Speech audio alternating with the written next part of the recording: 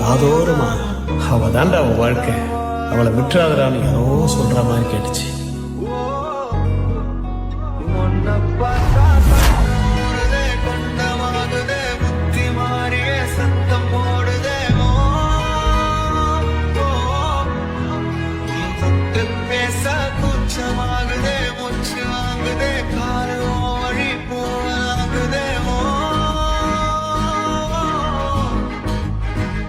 உன்னை கண்டுபிடிக்கிறதுக்கு 27 வருஷம் ஆயிடுச்சு.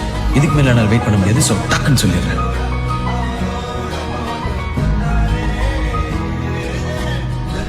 நான் உன்னை லவ் பண்றேன்.